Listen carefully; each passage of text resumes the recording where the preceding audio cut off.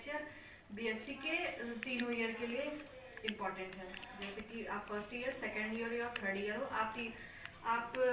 मतलब तीनों ही सेक्शन के लिए मेरा ये लेक्चर इम्पॉर्टेंट होने वाला है। तो चलिए शुरू करते हैं। कॉम्प्लेक्स एनालिसिस पहले होता क्या है, कॉम्प्लेक्स नंबर क्या होते हैं, तो हम वहीं से शुरू करते हैं। कॉम्प्लेक्स नंबर, ये जो कॉम्प्लेक्स नंबर होता है ये कैसा होता है, z is equal to a plus iota b type का कुछ होता है, इस तरीके का होता है। जहाँ पर z क्या है, ये हमारा कॉम्प्लेक्स नंबर होता है, और ये a जो होता है ये हमारा होता है रियल नंबर से आता है, और जो b होता है ये हमारा आता है इमेजिनरी नंबर से। ठीक है, तो अब इसके कुछ एग्जांपल्स हम देख लेते हैं। जैसे लेते हैं हम z is equal to 1 plus iota, z is equal to iota, z is equal to 1।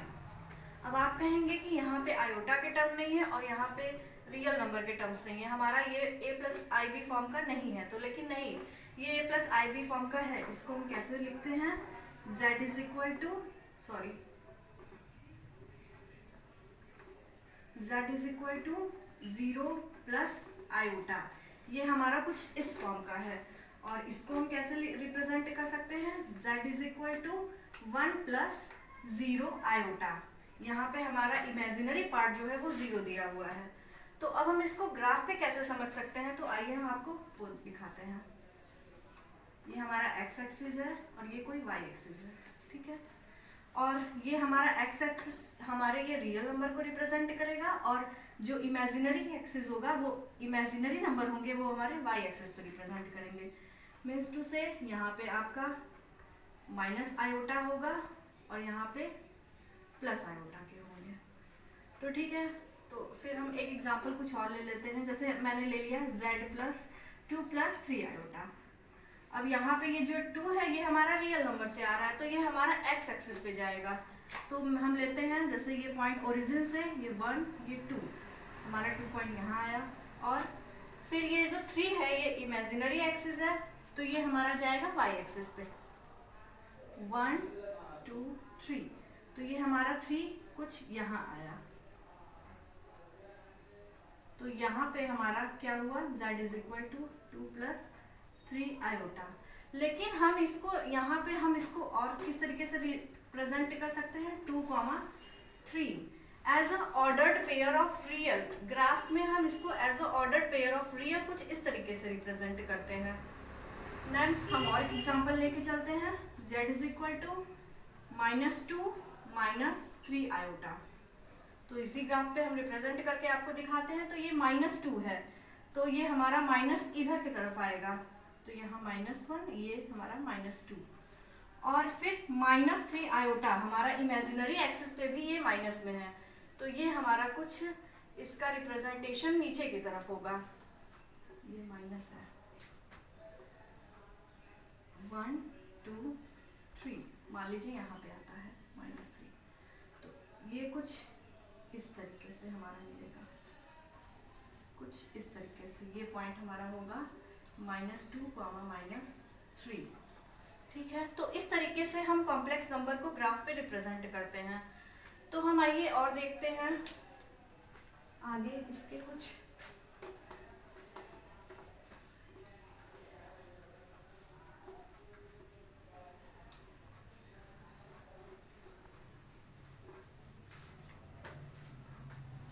अब हम देखते हैं ये x एक्सिस, ये y एक्सिस। मैंने यहाँ पे मान लीजिए कोई भी पॉइंट एक लिया x, y, रुक भाई, हाँ x और y पॉइंट है कोई, ये हमारा x पॉइंट यहाँ है और ये y पॉइंट यहाँ पे है। और यहाँ से ओरिजिन से इस पॉइंट की जो डिस्टेंस है, ओरिजिन से जो इस पॉइंट की डिस्टेंस है वो क्या है, थीटा है। और हमने जो ये जो डिस्टेंस है ओरिजिन से इस पॉइंट की, हमने उसको इसको नाम दे दिया r का, ठीक है।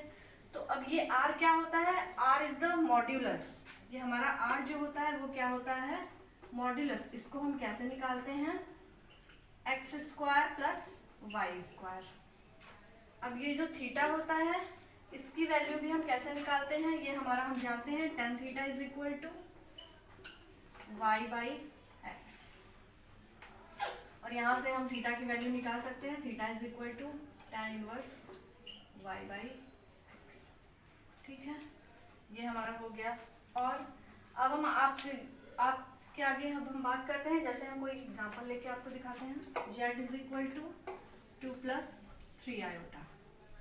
अब यहाँ पे मुझे मॉड्यूलस निकालना है, r मॉड्यूलस।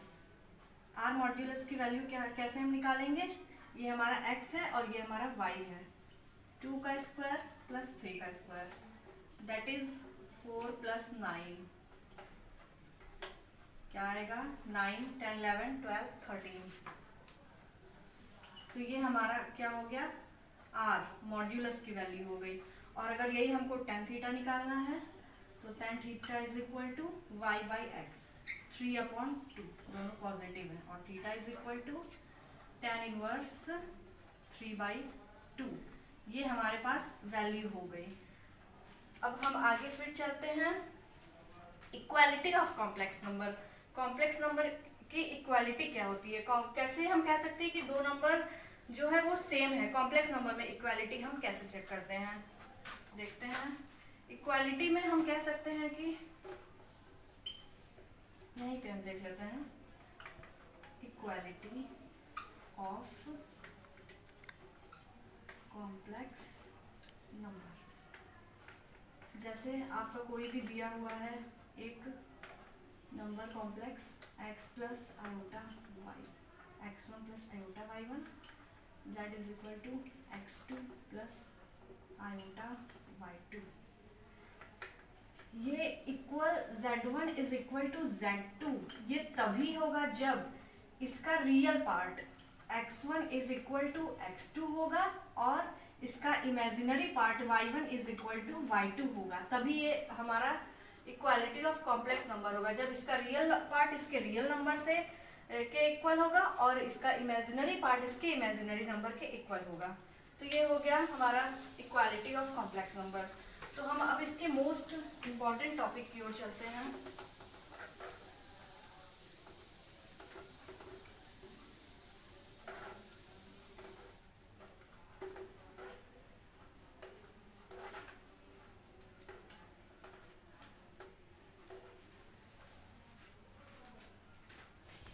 अब हम बात करेंगे conjugate of complex number. Conjugate of complex number. Conjugate से तो हम समझ ही रहे हैं कि उसका अपोजिट साइन ले लेते हैं तो वो हमारा कंजुगेट हो जाता है। जैसे कि हम एक एग्जांपल में आपको लेके चलते हैं, जैसे z is equal to x plus iota y है, तो इसका कंजुगेट क्या होगा, z bar is equal to x minus iota y. अगर इसको हम ग्राफ पे रिप्रेजेंट करते हैं तो ये हमारा कुछ इस तरीके का होगा। यहाँ से एंगल हमारा बनेगा थीटा और यहाँ पे पी जेड होगा, और अगर हमारा यहीं से एंगल नीचे की ओर अगर एक एंगल बनता है थीटा माइनस थीटा हो जाएगा और ये हमारा क्यू जेड बार हो जाएगा। तो ये यहीं से हमारा कॉन्जुगेट ऑफ कॉम्प्लेक्स नंबर का कॉन्सेप्ट आता है। तो फिर हम यहीं से रियल और इमेजिनरी निकाल सकते हैं। जैसे कॉन्जुगेट ऑफ कॉम्प्लेक्स नंबर, अगर हम दो इसके कॉन्जुगेट को सम करते हैं तो हमारा क्या आता है, रियल नंबर के इक्वल आता है। जैसे कि हम करके दिखाते हैं, z प्लस जेड बार हम इसका निकालते हैं, sum of complex number with its conjugate, x plus iota y plus x minus iota y. यहाँ पे हमारा क्या हो जाएगा, 2x, that is real part of z, real part of z हो जाएगा। शुरू कर रहे हो? चलो, तो ये 2x हो गया, तो z plus z bar upon 2 is equal to x, means z plus z bar by 2 is equal to real part of z। इसी तरह हम इसका इमेजिनरी पार्ट भी निकाल सकते हैं। अगर हम इसको सब्ट्रैक्ट करते हैं, जैसे z minus z bar is equal to x plus iota y minus x minus iota y minus x plus iota y. यहाँ पे रियल पार्ट कट जाएंगे इसके, तो 2 आयोटा वाई। तो हमारा क्या हो जाएगा, y is equal to z minus z bar upon 2 iota y is equal to इतना हो जाएगा। तो हमारा ये क्या हो जाएगा, इमेजिनरी पार्ट हो जाएगा, इमेजिनरी पार्ट ऑफ z। इस तरीके से कॉन्जुगेट ऑफ कॉम्प्लेक्स नंबर होता है। तो फिर अगर आपको मेरा वीडियो पसंद आया हो तो उसको लाइक और सब्सक्राइब करना ना भूलें। और फिर मैं कल आपके लिए लेकर आऊँगी कुछ इसके आगे के कॉन्सेप्ट्स, जैसे कि आर्गन प्लेन, आर्ग्यूमेंटेड मैट्रिक्स, इस तरीके का। Thank you.